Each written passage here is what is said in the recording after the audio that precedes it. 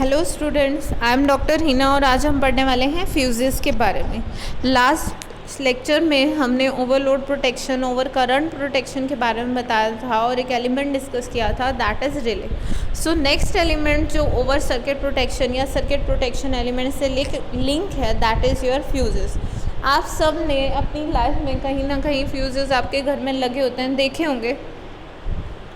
Fuse जो था, सबसे पहला फ्यूज़ थॉमस एल्वा एडिसन ने पेटेंट करवाया था अपने नाम पे इन 1890। ये एक सिंपल और चीपेस्ट डिवाइस होता था। आजकल तो MCB आ गए हैं। फ्यूज़ देखिए, इस तरह के फ्यूज़ होते थे पहले, ये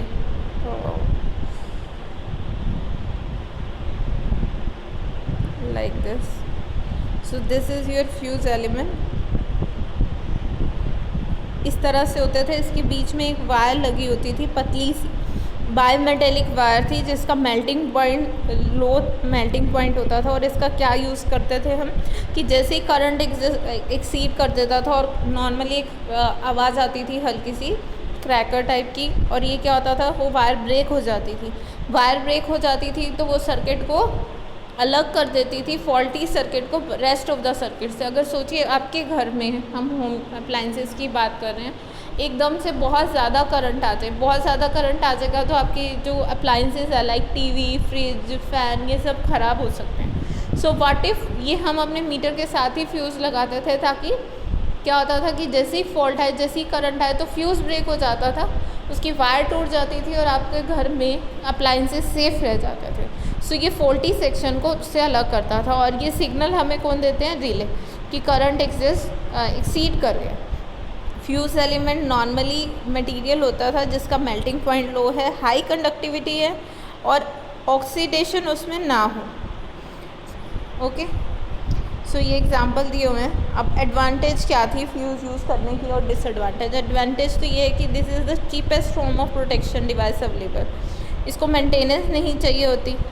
further it is inherent and completely automatic है, सर्किट ब्रेकर की तरह, कि जैसे करंट एक्सीड करेगा अपने आप वो वायर ब्रेक हो जाएगी उसको, क्योंकि वो सॉफ्ट होना शुरू हो जाती है जैसे जैसे टेम्परेचर इंक्रीज़ करते हो। सो हैवी शॉर्ट सर्किट होती है विदाउट नॉइस, कोई इतनी ज़्यादा नॉइस नहीं होती, स्मोक प्रोड्यूस नहीं होता इस केस में।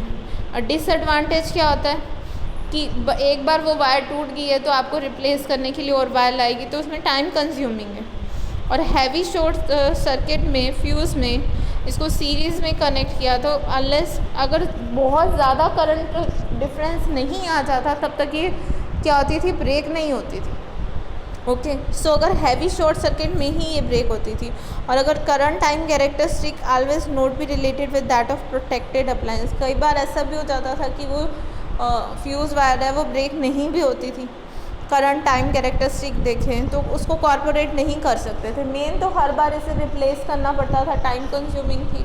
और कई बार ऐसा होता था कि वो करंट टाइम के साथ रिलेट नहीं करती थी, करंट बहुत ज़्यादा इंक्रीज़ करेगा तभी वो ब्रेक करती थी, इसीलिए इसे रिप्लेस करना पड़ा। बट क्योंकि ये फर्स्ट प्रोटेक्शन मेथड है तो बहुत पहले डेवलप हुआ था, तो इसे पढ़ना ज़रूरी है। सो फ्यूज़ एलिमेंट मटेरियल किस तरह का होना चाहिए। फर्स्टली तो ये ऑक्सीडाइज नहीं होना चाहिए। ऑक्सीडाइज का सिंपल मीन है कि इस पर रस्ट नहीं आनी चाहिए। रस्ट आ जाएगी तो इसका प्रॉपर फंक्शन नहीं होगा। सो ड्राई एयर का, क्योंकि फ्यूज़ जो है रोबस्ट कंडीशन में यूज़ करता है, तो ड्राई एयर के कॉन्टैक्ट में आने से ये ख़राब नहीं होनी चाहिए। Okay, coefficient of expansion of silver is so small that no critical fatigue occur. So fuse element जो है करंट को बहुत टाइम, लॉन्ग टाइम के लिए उसमें से करंट कॉन्टीन्यूसली फ्लो करता रहता है। फ्लो करने से वो ऐसा नहीं होना चाहिए कि कॉन्टीन्यूसली अगर किसी भी चीज़ में से करंट जा रहा है तो वो धीरे धीरे डेटोरेट तो करेगी, धीरे धीरे डिग्रेड तो करेगी, बट उसमें ज़्यादा डिग्रेडेशन नहीं होना चाहिए। डिग्रेड हो गई और टाइम के साथ अपने आप पतली होगी तो हल्का सा भी करंट बढ़ेगा तो वो ब्रेक हो जाएगी। अब सिल्वर का हम यूज़ करते हैं, कहते हैं उसकी कंडक्टिव, क्यों यूज़ करते हैं, उसमें सिल्वर एलॉय होता है क्योंकि उसकी कंडक्टिविटी बहुत ज़्यादा है। हमें वही चाहिए क्योंकि फ्यूज़ एलिमेंट में हाई कंडक्टिंग मटेरियल होगा तो ईज़िली करंट उसमें से पास हो जाएगा और थर्मल के थ्रू, या कह लो कि हीट प्रोडक्शन बहुत कम होगी। क्लियरिंग द और अगर फ्यूज़न होगा तो उसमें क्या होगा, मास को हटाने की प्रॉब्लम कम होगी, उसकी स्पेसिफिक हीट कम होनी चाहिए। अगर वो लो स्पेसिफिक हीट होनी चाहिए।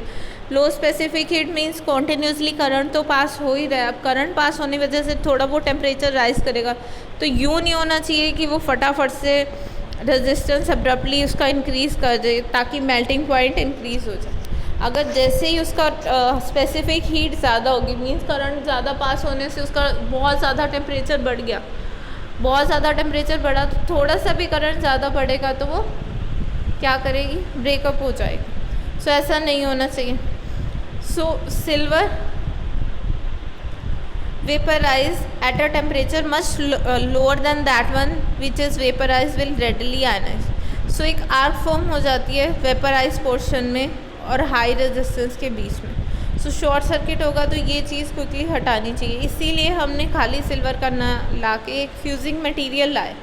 देखो खाली सिल्वर का यूज़ करने से ये दिक्कत भी है कि सिल्वर ऑक्सीडाइज भी हो जाता है, और साथ ही साथ अभी हमने पढ़ा कि वो वेपराइज भी हो जाता है लो टेम्परेचर पे, तो एक फ्यूजिंग मटेरियल डालना ज़रूरी है। ऑल्दो इसकी कंडक्टिविटी बहुत हाई है, सो इसीलिए हम सिल्वर का यूज़ करते हैं। अब फ्यूजिंग एलिमेंट हम जो यूज़ करते हैं वो इस तरह से होना चाहिए ताकि इसकी कोरोजन भी कम हो जाए, ऑक्सीडेशन जिसको आप कह रहे हैं, और ये वेपराइज भी ना हो। सो और जो करंट इसके थ्रू फ्लो करता है फ्यूज़ एलिमेंट के थ्रू, वो किस पे डिपेंड करता है कि कौन सा मटेरियल हमने लिया हुआ है, उसकी लेंथ कितनी है। जितनी कम लेंथ होगी उतना ज़्यादा करंट होगा। So short fuse easily conduct करते हैं।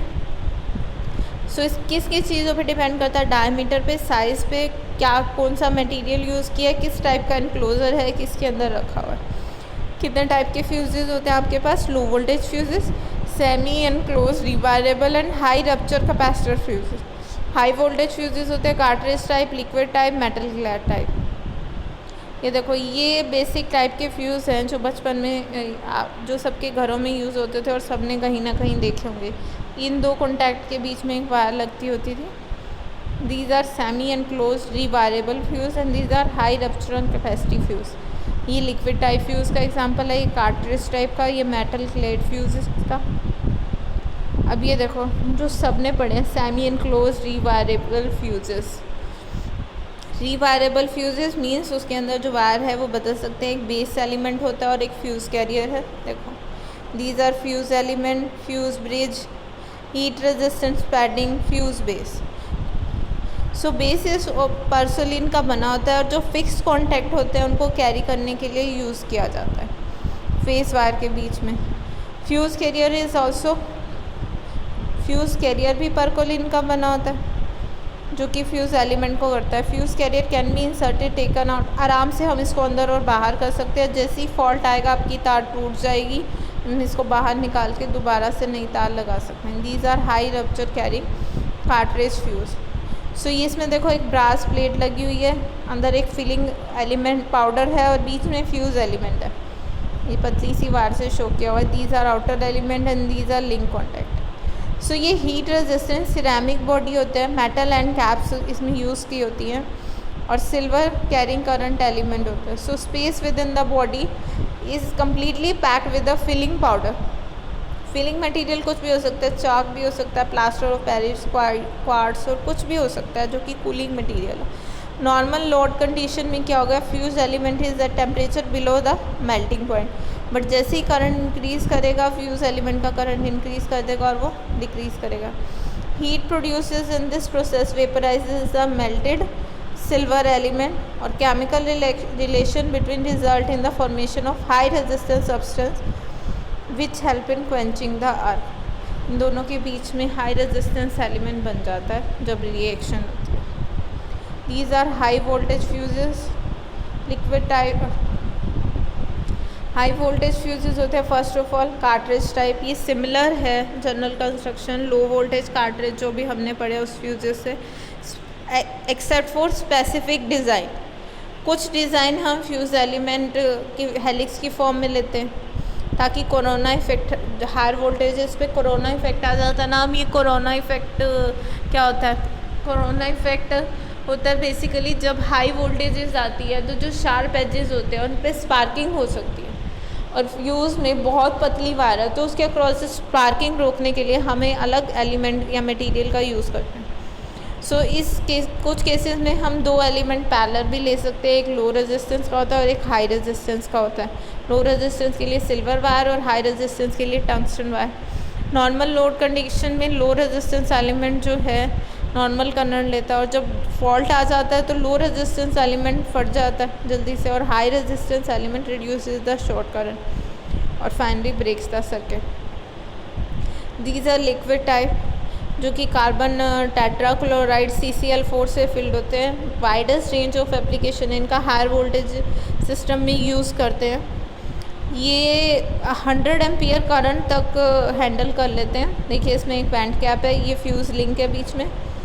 This is a cork liquid detector, flexible connection है, स्प्रिंग है, ग्लास ट्यूब है और ये इसके अंदर CCl फील्ड है। सो ग्लास ट्यूब है जिसके अंदर कार्बन टेट्राक्लोराइड फील्ड है, दोनों एंड से देखिए ये क्लोज की गई है, इंसुलेट की गई है। फ्यूज़ वायर स्टील है, ये आप लोगों ने देखी भी होगी, जो आपके इन्वर्टर या उस तरह से है उसके पीछे होती है ये ग्लास एनवेलप में छोटी सी बीच में आपको वायर दिखती है।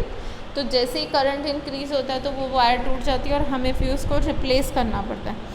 सो फ्यूज़ वायर इज सील्ड है, दोनों एंड से सील होती है, फास्फोर और ब्रोंज की। आप सब लोगों ने आयरन शॉट देखी भी होगी, इस तरह से होती है, बीच में एक पतली सी वायर दिखती है। सो करंट इंक्रीज़ करता है तो ये वायर टूट जाती है, फ्यूज़ मेल्ट करता है। फ्यूज़ मेल्ट करता है तो spring retracts part of it through a baffle liquid detector and draws well into the liquid, अंदर चला जाता है। So small quantity of gas generated at the point of fuse forces some part of liquid into the passage through baffle and there is effectively extinguishing the arc. Metal clad fuses. Metal clad oil immersed fuses have been developed with the object of providing a substitute oil circuit breaker के लिए। ये higher voltage circuit और most satisfactory होते हैं under short circuit condition by approaching their related capacity. Okay, so these are the type of fuses. Fuses का mainly काम यही होता है कि जैसे ही करंट इंक्रीज़ करे तो वो करंट का पाथ ब्रेक कर दे, सर्किट ब्रेक कर दे, ताकि जो फर्दर डिवाइसेस कनेक्ट है वो उसके थ्रू लिंक ना हो। सबसे पहले हम यूज़ करते थे क्लैड टाइप ऑफ फ्यूजेस, ये जो पर्सोलिन कैप्सुलेटेड होते थे, इसके बीच में वायर लगाते थे, बट ये रीयूजेबल है। और जो आपके इन्वर्टर में यूज़ होते हैं इस तरह के फ्यूजेस यूज़ होते हैं। Okay, so that's it for today. Still कोई प्रॉब्लम है तो आप कमेंट सेक्शन में पूछ सकते हैं।